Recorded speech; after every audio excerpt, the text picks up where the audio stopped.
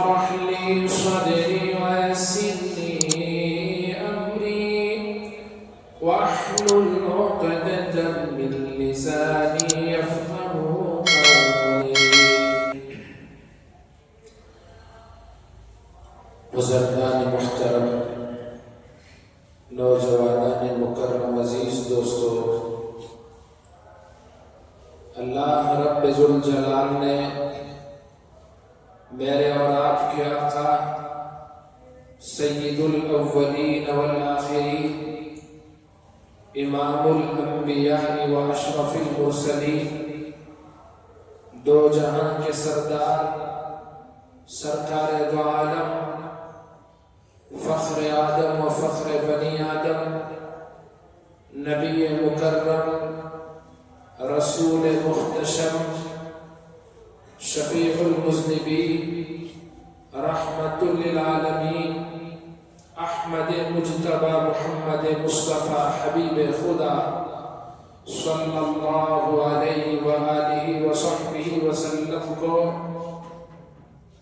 بے شمار معجزات سے نوازا تھا، جسے دیکھ کر آپ کے مخالفین بھی عاجز آ جاتے۔ کلمہ پڑھنے والے بہت سے لوگ جو اب تک ایمان سے دور تھے، آپ کے معجزات کو دیکھ کر ایمان میں داخل ہو جاتے۔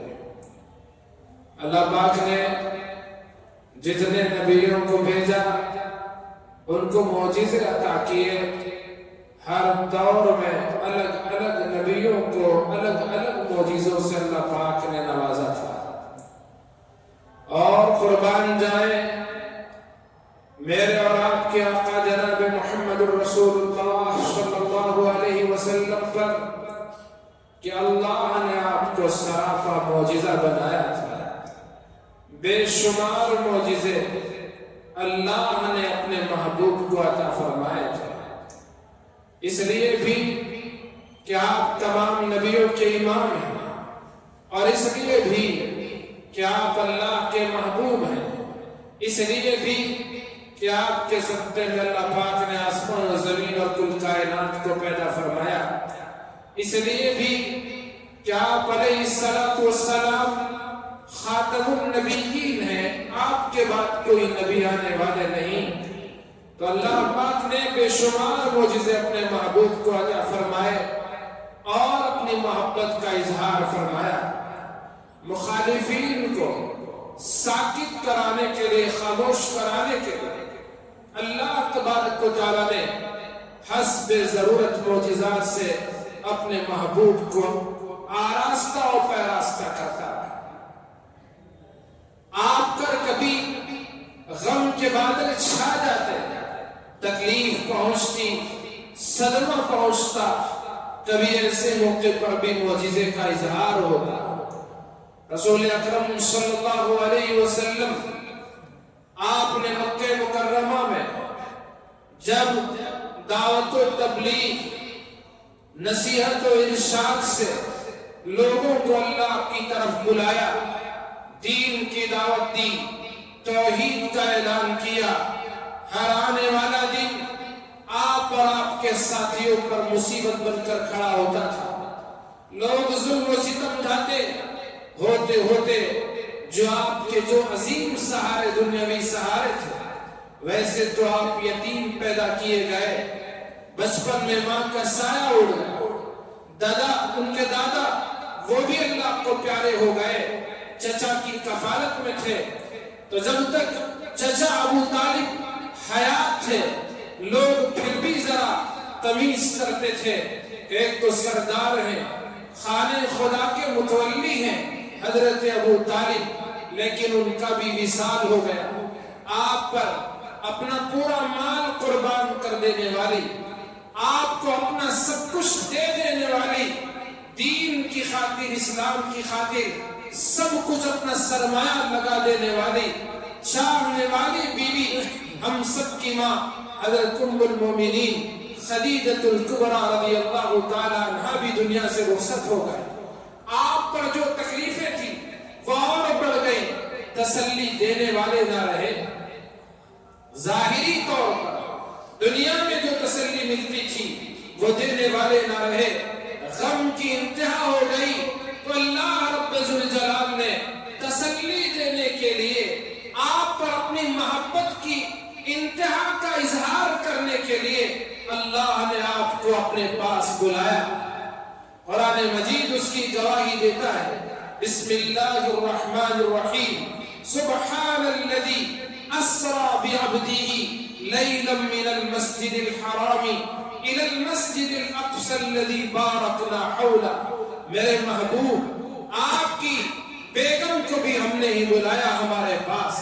آپ کے چچا فوت ہوئے تو کیا ہوا، دنیا آپ سے روٹ گئی تو کیا ہوا، آپ کا ساتھ دینے والے آپ کے ساتھ نہ بھی رہے تو آپ کو فکر کس بات کی، میں تمہارے لیے کافی ہوں۔ الیس اللہ بکاف عبدا، کیا اللہ اپنے بندے کے لیے کافی نہیں ہے، میں آپ کے لیے کافی ہوں۔ میرے محبوب، ہم تو آپ کے پاس یہ جو غم اور دکھ کا جو سلسلہ ہے یہ تو چند روزہ ہے، عارضی ہے، اصل کامیابی وہ ہے جس پر ہم آپ کو جس مقام پر فائز کرنے والے ہیں۔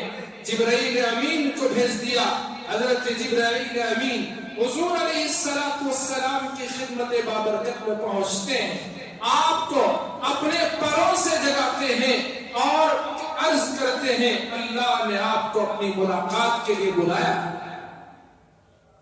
قرآن مجید میں سورہ بنی اسرائیل میں اللہ پاک نے فرمایا، بسم اللہ الرحمن الرحیم، سبحان الذی اسری بعبدہ لیلا من المسجد الحرام الى المسجد الاقصى الذی بارکنا حولہ لنریہ من آیاتنا انہ هو السمیع البصیر۔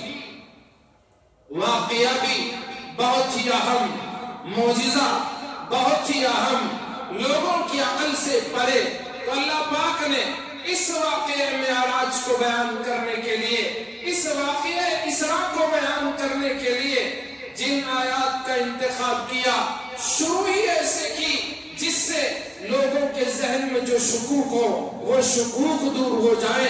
اللہ نے یہ نہیں کہا میرے محبوب میرے پاس آ گئے، بلکہ اللہ نے فرمایا سبحان الذی، پاک ہے وہ ذات، الذی اسری، جو لے چلی، وہ ذات جو لے چلی، بعبدہ، اپنے بندے کو، یعنی میرے محبوب خود نہیں آئے، میں نے ان کو بلایا، میں نے بلانے کے لیے خادم جبرائیل کو بھیجا، سواری براق بھیجی۔ کیوں؟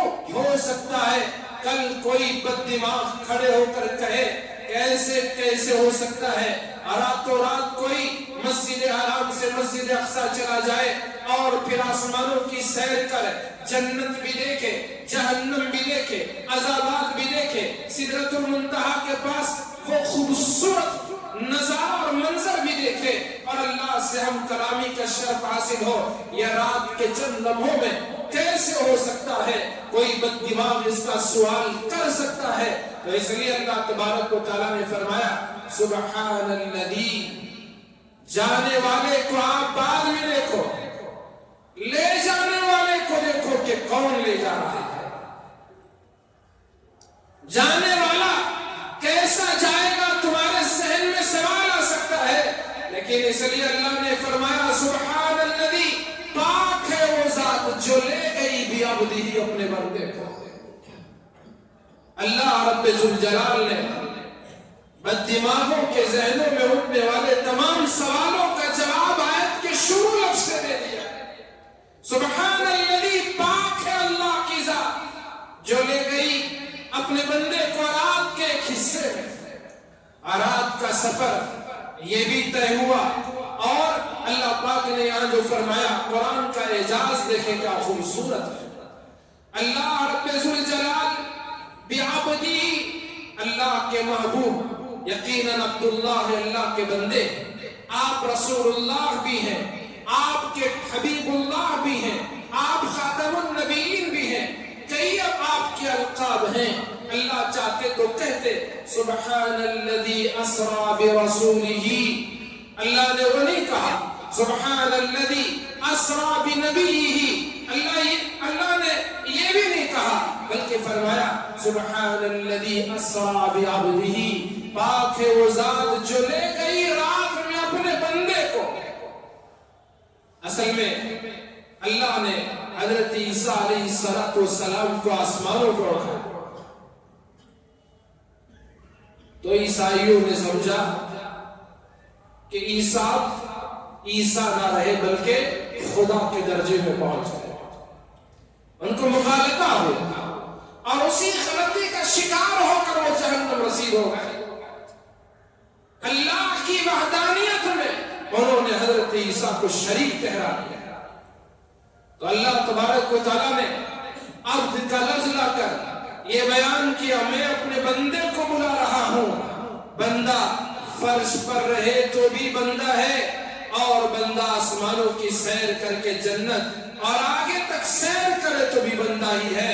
سبحان الذی اسرا بعبدہ، تو اللہ پاک نے عبد کے لفظ سے ظاہر فرمایا بندہ آسمانوں پر جائے تو بھی بندہ ہے، اور یہ بندگی کی اعلیٰ درجے کی بندگی ہے کہ اللہ پاک نے آپ کو فرش پر ہی اپنی بندگی کا موقع نہیں دیا بلکہ آپ کو آسمانوں کی سیر کرا کر وہاں بھی آپ کو اپنی بندگی سے سرفراز فرمایا۔ سبحان الذی اسرا بعبدہ لیلا من المسجد الحرام الى المسجد الاقصی، کہاں سے آپ کا یہ سفر شروع ہوا؟ مسجد حرام سے، اور مسجد حرام بیت اللہ کے اطراف جو مسجد بنی ہوئی ہے اس پورے احاطے کو، صرف اس عمارت کا نام نہیں بلکہ اس پورے احاطے کو مسجد حرام کہا جاتا ہے۔ تو اس طرح سے چاہے روایت میں ام ہانی کا گھر ہو وہ بھی اسی احاطے میں آتا ہے، بعض روایتوں میں حتیم کا ذکر ہے تو وہ بھی اسی احاطے میں آتا ہے۔ تو مسجد حرام سے آپ کو اللہ پاک نے مسجد اقصی کی سیر کرائی، یہ اللہ تبارک و تعالیٰ کی طرف سے بڑا انعام ہے، اکرام ہے کہ اس نے اپنے محبوب بندے کو آسمانوں کے سفر سے پہلے دو دنیا کے مقدس مقامات، ایک بیت اللہ جو روئے زمین پر سب سے پہلے اللہ کا گھر ہے، اس کے بعد میں جو اللہ پاک کی طرف سے نبیوں کے ذریعے سے مسجد اقصی کی تعمیر ہوئی، اللہ تبارک و تعالیٰ آسمانوں کے سفر سے پہلے جیسے شق صدر کا شرح صدر کا واقعہ آپ کے ساتھ پیش آیا، فرشتے آئے آسمان سے وہ سونے چاندی کے جس طرح سے بھی اعلیٰ قسم کے وہ اوزار لائے، رسول اکرم کے سینے کو چاک کیا گیا، الم نشرح لک صدرک، اور آپ کے دل کو نکالا گیا، زمزم سے دھویا گیا اور اس میں ایمان اور نور کو اور بھر دیا گیا، پھر اس کے بعد اسی جگہ پر اس دل کو اس طرح کر کے الم نشرح لک صدرک، اور جو بوجھ تھا آپ کا اس بوجھ کو اتار کر روحانی کیفیت میں اضافہ کر کے ایک تو شق صدر کا واقعہ پیش آیا۔ پھر اسی طرح اللہ پاک آسمانوں پر بلانے سے پہلے آپ کو تو مسجد حرام کی فضیلت تو حاصل تھی، مسجد اقصی میں بھی آپ کو لے جانا تھا، تو اس لیے اللہ تبارک و تعالیٰ نے مسجد اقصی کا سفر کروایا، آپ مسجد اقصی تک تشریف لے گئے۔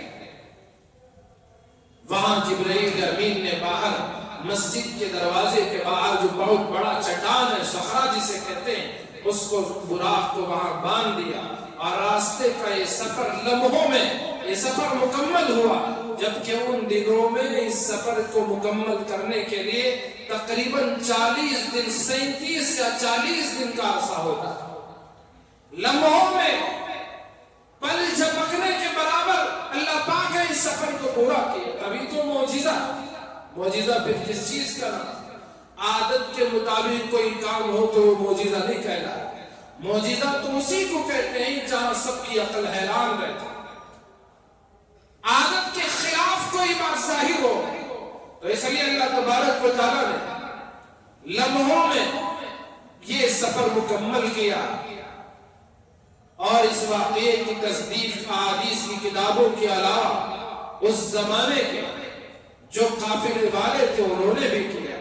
درمیان میں بات آئی، حالانکہ میں یہ بات نہیں کہنا چاہ رہا تھا، پھر بھی ذہن میں آ گئی تو میں عرض کر دیتا ہوں کہ کچھ لوگ جو آج بھی اس سفر کو، سفر معراج کو روحانی خواب کا سفر کہتے ہیں، کہ خواب میں آپ تشریف لے گئے، خواب ہی کا اگر سفر ہے تو پھر اسے اتنی زیادہ اہمیت کے ساتھ بیان کرنے کی، اور پھر اس وقت مکے کے لوگ جنہوں نے آپ کی مخالفت کی، خواب میں تو آدمی عام انسان بھی کہیں سے کہیں چلا جاتا ہے، بہت کچھ کر کے آ جاتا ہے، تو اس پر کسی کے انکار کی، کسی کے مذاق اڑانے کا کوئی معنی نہیں ہوتا۔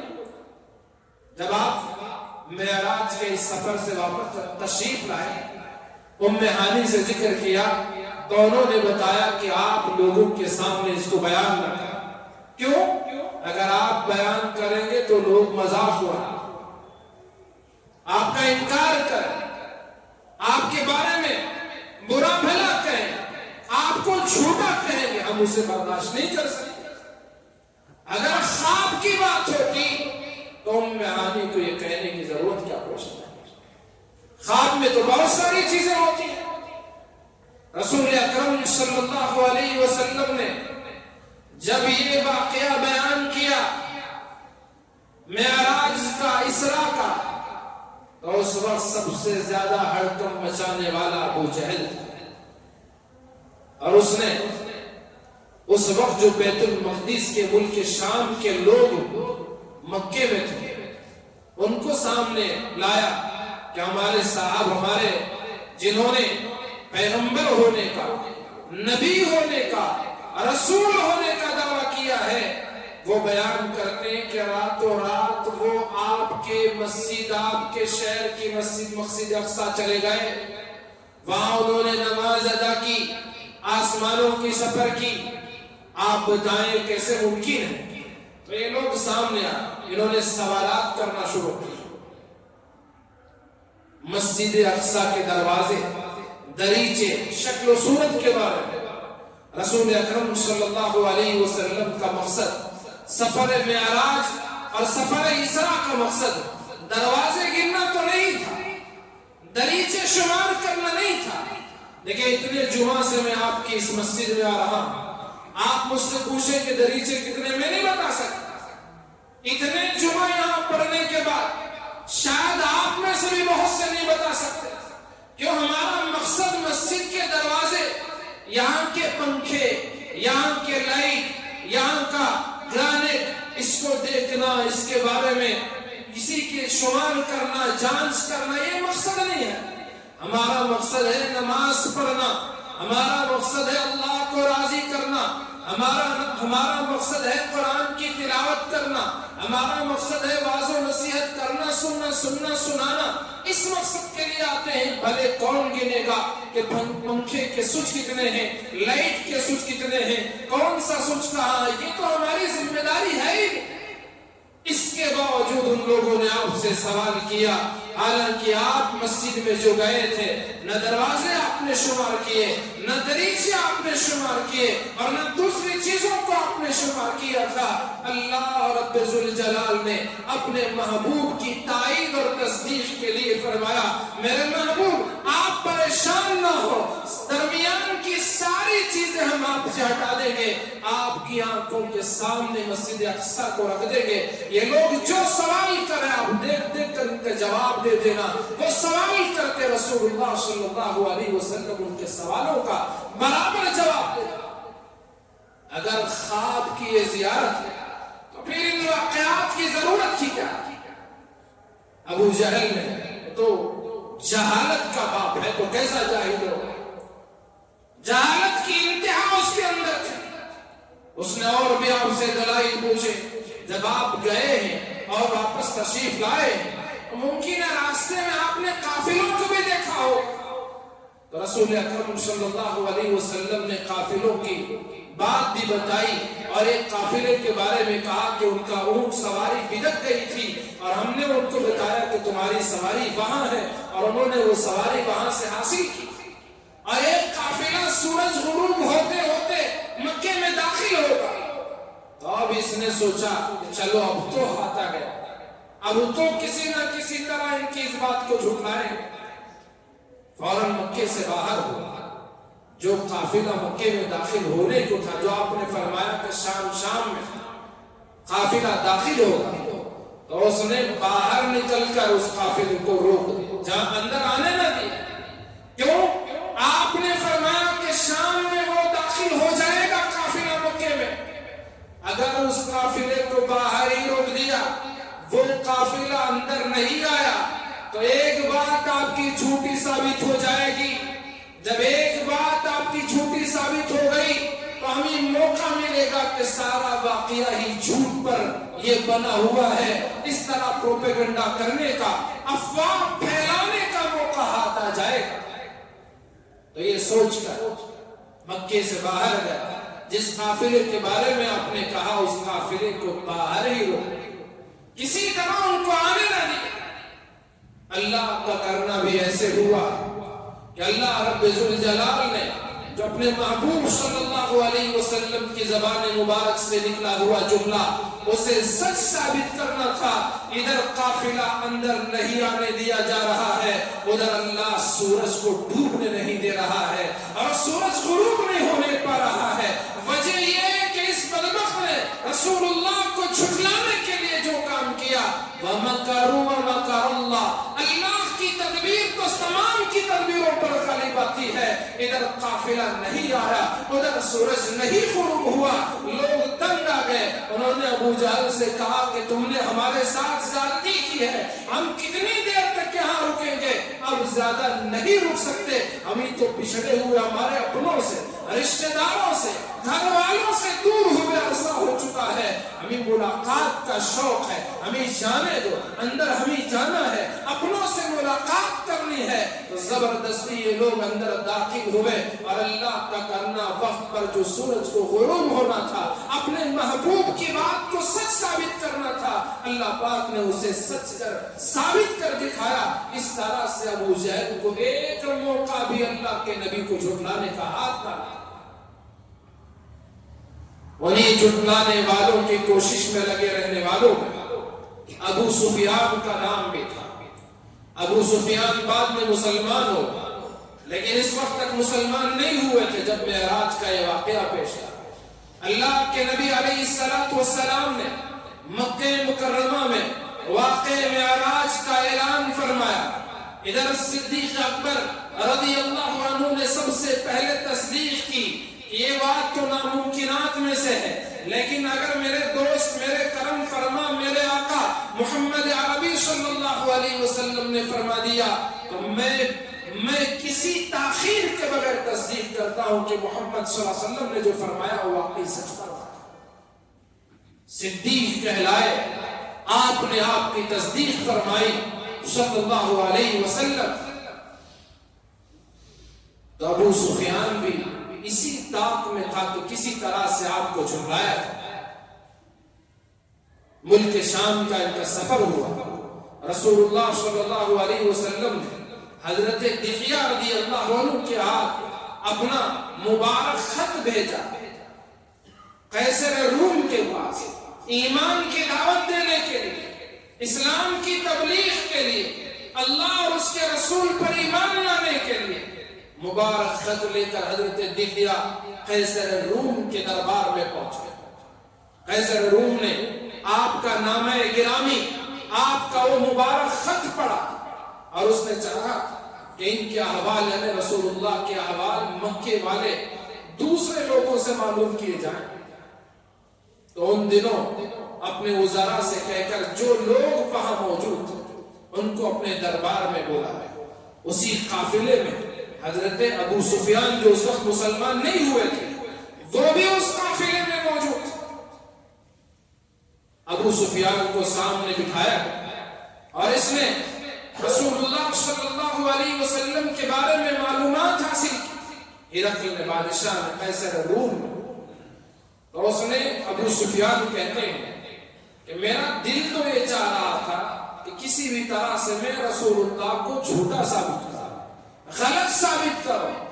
ہرقل جو سوال کرتا ہے اسے بدل کر جواب دوں، غلط جواب دوں، لیکن میرے دل میں یہ بات آئی کہ اگر میں نے ایک جملہ بھی جھوٹ کہا بادشاہ کو بعد میں جھوٹ بھول جائے گا، بات پتہ چل جائے گا۔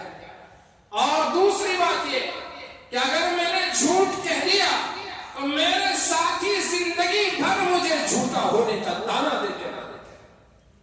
آج نبی کے غلاموں کو کیا ہو گیا، ہم مسلمانوں کو کیا ہو گیا، بات بات پر جھوٹ بولتے، گھر میں بھی جھوٹ، بازار میں بھی جھوٹ، اللہ کے گھر مسجد میں بیٹھ کر بھی جھوٹ اور جھوٹی قسمیں کھانے سے نہیں ڈرتے۔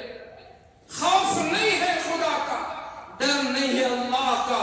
وہ خدا پل بھر میں وہ ہمارے ساتھ جو چاہے وہ فیصلہ کر سکتا ہے، وہ کر کے کن فیکون کا مالک، وہ جو چاہے کر سکتا ہے۔ نہ ہماری زبان کو لگام ہے، نہ ہمارے کسی عضو کو لگام ہے۔ اللہ کی نافرمانی میں ہمیشہ ہم اس کا استعمال کرتے ہیں۔ یہ اللہ کی دی ہوئی زبان، رسول اکرم صلی اللہ علیہ وسلم نے ارشاد فرمایا، جو کوئی مجھے دو چیزوں کی گارنٹی دے دے کہ اس کی وہ حفاظت کرے گا، ایک زبان اور دوسری شرمگاہ، دو جبروں کے درمیان رہنے والی یہ زبان اور دو رانوں کے درمیان رہنے والی یہ شرمگاہ، ان دونوں کی جو ضمانت دے دے، گارنٹی دے دے، میں اسے جنت کی گارنٹی دے دوں۔ ہماری زبان ہے یہ ہر جگہ چلتی رہتی ہے، نہ صحیح نہ غلط کوئی تمیز نہیں۔ یہ زبان جھوٹ میں استعمال ہوتی ہے، یہ زبان گالی گلوچ میں استعمال ہوتی ہے، یہ زبان غیبت اور چغلی میں استعمال ہوتی ہے۔ اللہ کے بندو حیا کرو، شرم کرو، اللہ دیکھ رہا ہے، کوئی دیکھے نہ دیکھے، خدا تو ہمیں دیکھ رہا ہے۔ اس کی نظروں سے پل کے لیے کوئی چیز غائب اور اوجھل نہیں ہو سکتی۔ میرا آپ کا خدا لا تأخذہ سنۃ ولا نوم، اسے نہ نیند آتی ہے نہ اس سے اونگ ہے، وہ حی قیوم ہے، وہ ہمیشہ ہے اور وہ زندہ ہے، ہمیشہ بیدار ہے، وہ حی قیوم ہے، اس کی نظروں سے کوئی غافل نہیں۔ لا تدرکہ الابصار وہو یدرک الابصار، وہ ہر ایک کی نگاہ کو دیکھتا ہے لیکن خود انسانوں کی نگاہوں سے اوجھل ہے۔ ہم خدا کو نہیں دیکھ سکتے، ہماری آنکھوں میں وہ سکت اور قوت اور طاقت نہیں کہ خدا کو دیکھ سکے۔ اس کا مطلب یہ نہیں کہ ہم جو چاہے کریں، جیسے چاہے جیے، ہم تو اللہ کے بندے ہیں، وہ ہمارا پروردگار ہے، رحمان بھی ہے، رحیم بھی ہے، وہ شفقت بھی کرتا ہے، محبتوں سے بھی نوازتا ہے، دنیاوی انعامات سے بھی نوازتا ہے۔ یہ ساری کائنات کا نظام اسی نے بنایا، لیکن ایک دن اس نے مقرر کر دیا، اقتربت الساعۃ وانشق القمر، وہ قیامت جو قریب آ رہی ہے، وہ قیامت، وہ دن، وہ حساب کا دن ہوگا، وہ بدلے کا دن ہوگا۔ اچھوں کے لیے احسان کے ذریعے بدلہ ہوگا اور بروں کے لیے عذاب کے ذریعے بدلہ ہوگا۔ مالک یوم الدین، وہ خدا دیکھ رہا ہے، کون سچ بول رہا ہے، وہ خدا جانتا ہے، کون جھوٹ بول رہا ہے۔ اس کے پاس فرشتے موجود ہیں، وہ لکھتے ہیں، جھوٹے کی بھی جھوٹ کو لکھ رہے ہیں، سچے کی سچی بات کو بھی لکھ رہے ہیں۔ اسے وہ دن، قیامت کے دن، اس کے اعمال اس کے ہاتھوں میں اپنے سامنے وہ دیکھے گا، ایک ایک گناہ کو دیکھے گا، ایک ایک نیکی کو دیکھے گا۔ اور اللہ کے بندو، ہمارا آپ کا اللہ کے سامنے پیش ہونا ہے، ہم سب کو اللہ کے سامنے کھڑے ہونا ہے۔ وَأَمَّا مَنْ خَافَ مَقَامَ رَبِّهِ، اور وہ کامیاب وہ انسان ہے جو اللہ کے سامنے کھڑے ہونے سے ڈرتا ہے۔ وَأَمَّا مَنْ خَافَ مَقَامَ رَبِّهِ، اللہ کے سامنے کھڑے ہو کر حساب دینے سے ڈرتا ہے، اسے حیا آتی ہے، میرا پیدا کرنے والا، میرا پالنے والا، میرا مالک و میرا خالق، مجھے سب کچھ دینے والا، میں کیوں اپنی زبان کو، جو زبان خدا نے دی ہے، چاہتا تو اس زبان کے بغیر گونگا بنا کر پیدا کر سکتا تھا۔ لاکھ دنیا والے کوشش کر لیتے، یہ زبان بولنے کے قابل نہیں ہو پاتی۔ میرے رب کا احسان ہے، اس کا کرم ہے کہ اس نے زبان دی اور بولنا سکھایا۔ الرحمن علم القرآن خلق الانسان علمہ البیان، وہ کہہ رہا ہے، بولی میں نے تمہیں سکھائی ہے۔ کتنے جانور ہیں جن کی بولیاں الگ الگ ہیں، ان کے اپنے اشارے کی گفتگو ہے۔ ایک انسان ہے جسے اللہ پاک نے اتنی بولیاں بولنے والا بنایا اور بولیاں سکھایا اور اپنے دل کی بات سامنے رکھنے کا جذبہ اسے سکھایا. علمہ البیان، یہ اللہ کی نشانیوں میں سے ایک نشانی ہے. میرا آپ کا بات کرنا، اس بات کو سمجھنا اور اس پر عمل کرنا، یہ اللہ کی نشانیوں میں سے ایک نشانی ہے اور اللہ کے انعامات میں سے ایک بہت بڑا انعام ہے. بندہ یہ سوچے کہ میرا رب جس نے مجھے یہ زبان دی، اس کے دیکھتے ہوئے میں کیسے اس کی نافرمانی میں اس زبان کا استعمال کر سکتا ہوں. یہی تو وہ زبان ہے. رسول اکرم نے ارشاد فرمایا اسی زبان کی وجہ سے اکثر لوگ جہنم میں منہ کے بل گرا دیے جائیں. اسے کوئی روک نہیں دنیا میں، تو اس نے بغیر روکے زبان چلتی رہی تو پھر جہنم رسید ہو جائے. تو ابو سفیان وہ فرماتے ہیں مجھے غیرت یہ ہو رہی تھی کہ اگر میں کوئی بات جھوٹ بولوں، ہرقل بادشاہ کے سوال کے جواب دینے میں اپنی طرف سے کوئی بات کہوں، واقعے کے خلاف کوئی بات بتا دوں، تو اس کے لیے میرے لیے غیرت یہ منع کر رہی تھی کہ کہیں ایسا نہ ہو کہ میرے ساتھی مجھے جھوٹا ہونے کا تانا، جھوٹا قرار پانا اس کے لیے مشکل ہو. تو اب سچ کے سوا کوئی بات میں نہیں رکھ سکتا. جو سوال ہوگا سوال کا جواب دے گا. آخر میں نے کہا کہ ایک واقعہ آپ کو بتاتا ہوں، اگر وہ آپ کے سامنے آ جائے تو آپ پہچان لیں گے کہ یہ بولنے والا، نبوت کا دعویٰ کرنے والا یہ جھوٹا. بادشاہ نے پوچھا بتاؤ وہ واقعہ کون سا؟ تو اس نے یہی معراج کا واقعہ بیان کیا کہ وہ جو پیغمبر نبوت کا دعویٰ کرنے والے وہ دعویٰ کرتے ہیں کہ وہ آپ کے ملک میں آئے تھے اور مسجد اقصی پہنچے تھے، یہاں نماز پڑھی، انبیاء نے ان کی اقتداء میں نماز پڑھی ہے. وہ اس کا دعویٰ کرتے ہیں تو اس پر بادشاہ کے سرانے پیچھے قریب میں اس زمانے کے بہت بڑے عالم ایلیا نام کے موجود تھے، وہ کھڑے ہوئے تھے.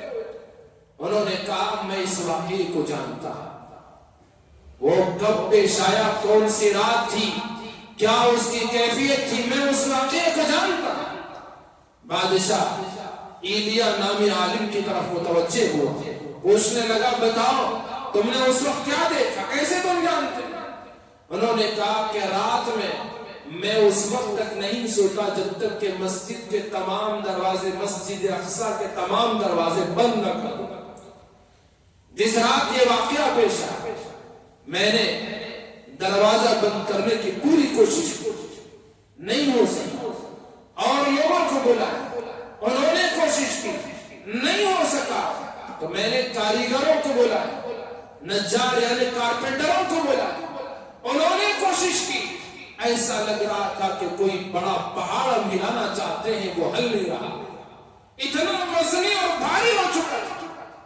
کاریگروں نے کہا کہ یہ تو ہمارے بس کی بات نہیں، اوپر کی دیوار کا پورا وزن دروازے پر پڑ چکا ہے، اس لیے اب اس کو ہم درست نہیں کر سکتے، صبح آ کر اس کام کو دیکھیں. دروازہ ہم کھلا چھوڑ کر، اور جب میں صبح پہنچا سامنے جو صدر دروازے کے باہر جو بڑا چٹان ہے اس میں سوراخ پڑا ہوا تھا، ایسا لگتا تھا کہ کسی نے اس سے اپنی سواری کی رسی کو باندھی. میں نے اس کا بھی نظارہ کیا، اور بعد صبح میں کسی کاریگر کے بغیر دروازہ بند کرنا آسان ہو گیا. تو مجھے یہ محسوس ہوا کہ یہاں آخری میں نے صبح ساتھیوں سے کہا بھی کہ آج رات کوئی نبی یہاں تشریف لائے، اور انہوں نے وہاں نماز پڑھی ہے. تو جس واقعے کے ذریعے رسول اللہ صلی اللہ علیہ وسلم کو جھوٹا ثابت کرنا چاہتے ہیں، واقعے معراج کے ذریعے ہرقل کے سامنے ابو سفیان رسول اللہ کو، رسول اللہ کے دعوے نبوت کو جھوٹا ثابت کرنا چاہتے تھے. انہی کے دربار میں رہنے والے عالم نے اس کی تصدیق کی کہ یہ واقعہ صحیح ہے، یہ معراج کا یہ واقعہ پیش آیا تھا، تبھی تو یہ سارے خلاف عادت باتیں مسجد اقصی میں پیش آئی تھی. انکار کرنے والوں کو کوئی بچا رسول اللہ کے جھٹلانے والوں کو واقعہ معراج سے جھٹلانے کا کوئی راستہ نہیں بچا. اسی کو قرآن نے کہا سبحان الذی اسرا بعبدہ لیلا من المسجد الحرام الى المسجد الاقصی. اور اللہ کے بندو جانے والے شخصیت کو بعد میں دیکھو, ذرا دیکھو کہ کس نے آپ کو یہ سیر کرائی, کون لے کے گیا؟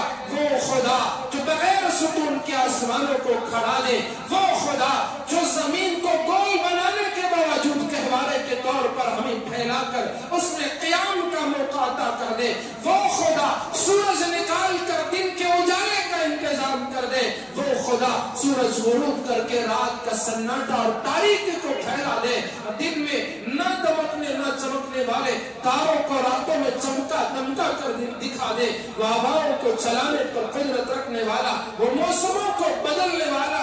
ذرا انسان تو نہ تھا, ہم نے تجھے وجود بخشا اور تیری یہ شکل و صورت بنائی اور اتنا خوبصورت شاہکار ہماری طرف سے تجھے بنایا. یہ اللہ کی ذات ہے, ساری کائنات کے مالک ہے. تو اللہ نے فرمایا جانے والے کو تم بعد میں دیکھو, پہلے یہ خیال کرو کہ کون لے گیا ہے. سبحان الذی اسرا بعبدہ, پاک ہے وہ ذات جس نے اپنے بندے کو راتوں رات سیر کرائی. سبحان کا لفظ بھی کیا فٹ بیٹھتا ہے. الحمدللہ الذی انزل علی عبدہ الکتاب, الحمدللہ رب العالمین. اللہ اس سورت کا آغاز بھی الحمدللہ سے, یعنی اللہ کی تعریف کے ساتھ شروع کر سکتا تھا کہ اللہ کی تعریف ہے کہ اس نے اپنے بندے کو سیر کرایا. جی نہیں, کیوں؟ لوگ آنے والے اس واقعے پر سوال اٹھاتے رہیں گے, تو اس لیے اللہ پاک نے سبحانہ کا لفظ یہاں استعمال کیا. پاک ہے اللہ کی ذات جو خیال تمہارے دماغ میں آ رہا ہے, جو سوال تمہارے ذہنوں میں اٹھ رہا ہے, تم اپنے اعتبار سے نہ سوچو بلکہ میرے محبوب کو لے جانے والی ذات یعنی اللہ کی طرف دیکھتے ہوئے دیکھو. اللہ کی ذات ہر عیب سے پاک ہے, اس کے لیے مکان اور زمان کی ضرورت نہیں, اس کے لیے وقت کی ضرورت نہیں ہے. وہ لمحوں میں صدیوں اور الفوں کی وہ مسافت, ہزاروں کی سالوں کی مسافت وہ لمحوں میں طے کرانے والی وہ ذات اللہ کے حکم پر اتنا بڑا سورج, وہ ایک گردش اس زمین کی پوری 24 گھنٹے میں اس کی اس پوری زمین کی گردش سورج کے اطراف ہو جائے, تو اتنی بڑی طاقت و قدرت کا مالک اس کے لیے کون سی بات ہے کہ لمحوں میں وہ چاہے تو جہاں سے اس جہاں کو اس جہاں سے بدل سکتا ہے, وہ جو چاہے کر سکتا ہے. سبحان الذی اسرا بعبدہ.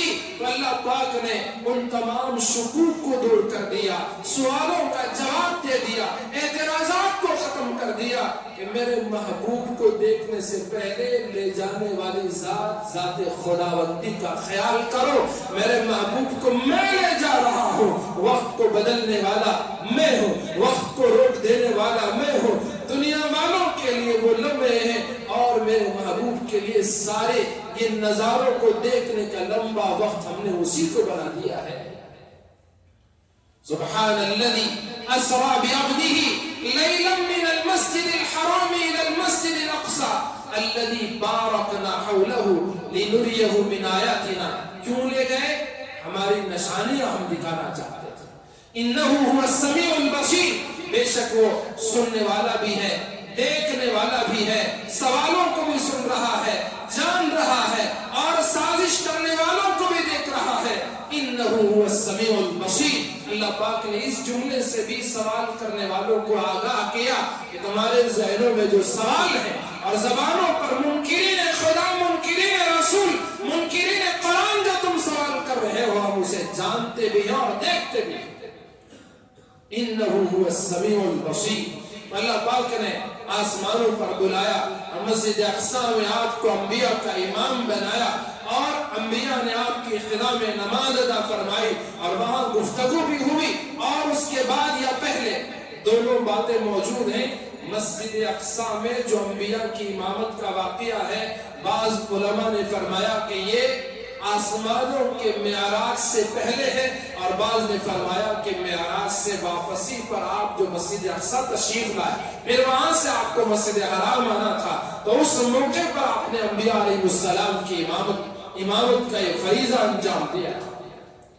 تو خیر آسمانوں پر انبیاء سے ملاقات ہوئی، حضرت آدم سے، حضرت موسیٰ سے، حضرت عیسیٰ سے، حضرت یحییٰ سے، حضرت ہارون سے، حضرت یوسف علیہ السلام سے، اور پھر آخر میں حضرت ابراہیم علیہ السلام سے ملاقات ہوئی۔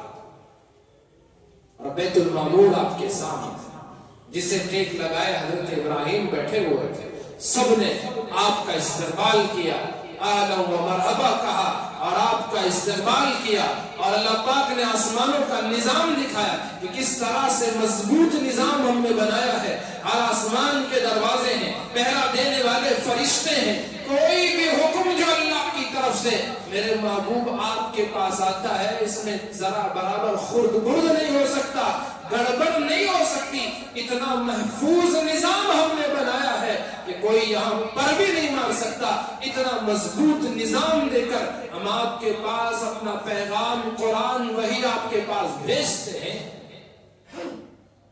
رسول اکرم صلی اللہ علیہ وسلم آسمانوں کی سیر، جنت کے نظیر نظارے اور پھر جہنم کے مناظر بھی، انہیں مناظر میں آپ نے دیکھا کہ کچھ لوگ ہیں جن کو فرشتے پتھر سے ان کے سروں کو کچل کرتے ہیں، اور پھر وہ سر دوبارہ صحیح ہو جاتے ہیں، پھر فرشتے ان کے پتھروں پر، ان کے سروں پر پتھروں سے مارتے ہیں، کچلتے ہیں۔ وہ سلسلہ چل رہا ہے۔ آپ فرماتے ہیں میں نے جبرائیل سے پوچھا، جبرائیل یہ کون لوگ ہیں؟ تو جبرائیل نے بتایا یا رسول اللہ یہ وہ لوگ ہیں جو نماز میں کاہلی کیا کرتے ہیں، نماز میں سستی کرنے والے۔ آج کتنے مسلمان ہیں فجر کی نماز 10 12 15 20 افراد محلے کے ادا کرتے ہیں؟ کیا ہمارے لیے اذان نہیں ہوئی تھی؟ کیا ہم مسلمان نہیں؟ غلطی سے اگر کسی آفس میں یا کہیں کام کی جگہ ٹوپی نہ ہونے کی وجہ سے، داڑھی نہ ہونے کی وجہ سے، کوئی ظاہری علامت مسلمان کے نہ ہونے کی وجہ سے کسی کو اگر کنڑ میں بات کر دے تو وہ گرم ہو جائے، کیا حضرت معلوم ہوتا ہم نا کہ ہمیں دکھتے نہیں کیا مسلمان، تمہیں اس کا مسلمان اتنا غصہ ہونے والا، کیا اذان تیرے لیے نہیں دی گئی تھی؟ تمہیں نہیں بلایا گیا تھا؟ اللہ کے بندو ہر ایک کو تو بلایا جاتا ہے۔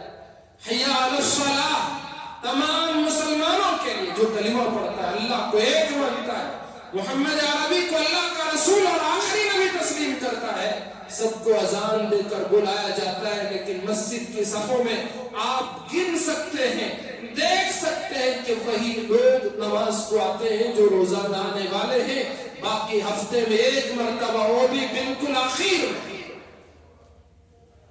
ایسا لگتا ہے کہ پیروں میں بہت بوجھ ہے، وزن ہے، کندھے پر کوئی بہت کچھ رکھ دیا گیا ہے، اب اس بوجھ کو اتار کر بڑی مشکل سے مسجد میں آنے میں، اور آخر میں آئے 2 رکعت کیا نماز پڑھ لیے، سمجھ گئے کہ ہم سے بڑا مسلمان کوئی نہیں، ہم تو اس زمانے کے جنید بغدادی، اب ہم دعا کریں تو فوراً قبول ہو جائے۔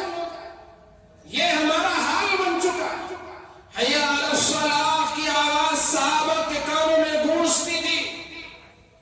اے کسی کی یہ ہمت کہ وہ تاخیر کر مسجد کو پہنچنے، مسجد آباد تھی تو ان کی آبادی کا، ان کے نمازوں کی آبادی کا یہ حال تھا، دشمن کانپتے تھے، دشمن کے قلعے میں وہ زلزلہ آ جاتا۔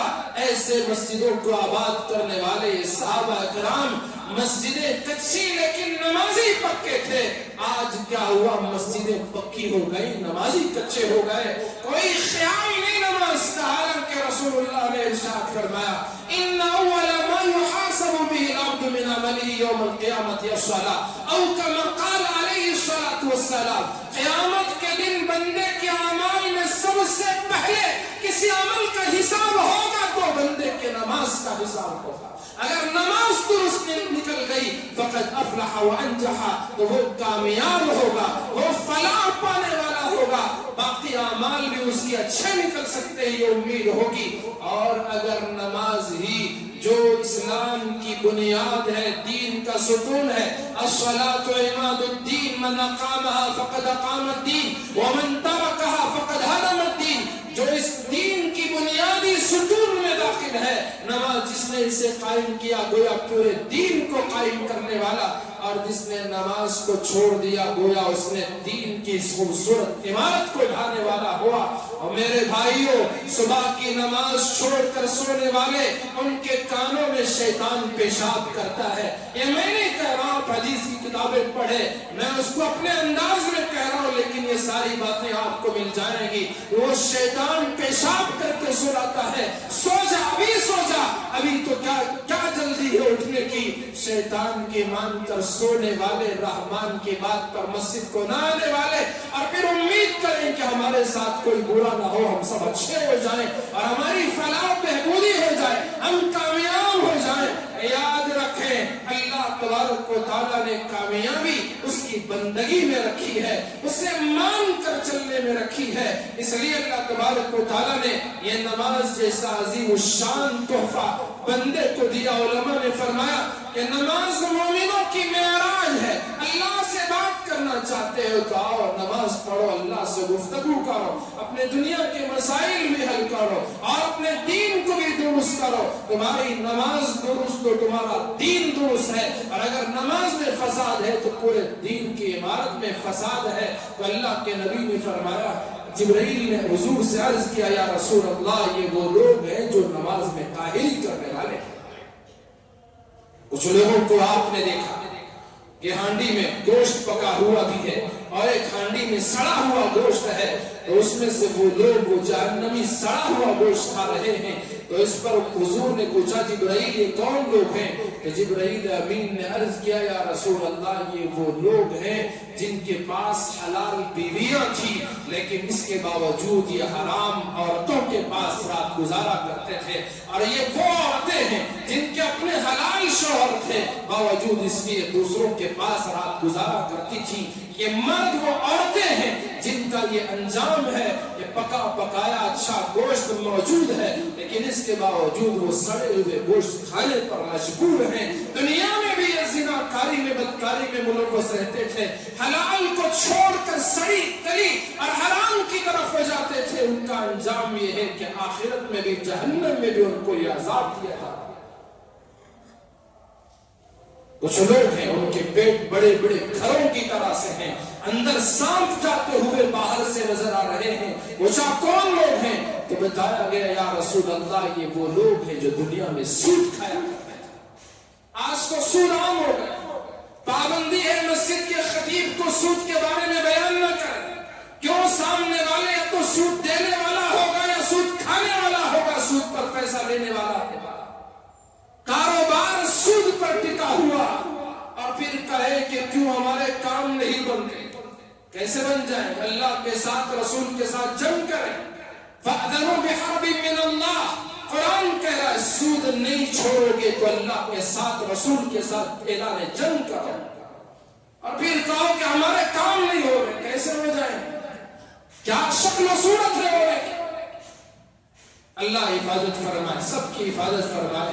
تو یہ معراج کا یہ بہترین واقعہ، رسول اللہ صلی اللہ علیہ وسلم کا یہ معجزہ میں نے آپ کے سامنے بتایا کہ جن لوگوں نے انکار کیا، اور ان کے انکار کا کوئی مطلب ہی نہ ہوتا اگر یہ معراج کا واقعہ جسمانی نہ ہوتا، صرف روحانی ہوتا، تو لوگوں کو انکار کرنے کی ضرورت ہی نہ پیش آتی۔ اور عبد کے لفظ میں عبد صرف روح کو نہیں کہتے، روح اور جسم دونوں کا مجموعہ بندہ ہوتا ہے، عبد ہوتا ہے۔ اللہ نے عبد کہہ کر بھی بتایا کہ میرا محبوب، میں نے آپ کو آسمانوں پر بلایا تو جسم اور روح دونوں کے مجموعے کے ساتھ بلایا۔ اللہ تبارک و تعالیٰ واقعہ معراج کے جو اسباق ہیں اس سے ہم عبرت لینے اور اپنی زندگی کو سدھارنے کی توفیق عطا فرمائے۔ آمین ثم آمین، وآخر دعوانا الحمدللہ رب العالمین۔ حاضرین اکرام، یہ ایک اہم ترین بات ہے، اس سیار کے تعلق سے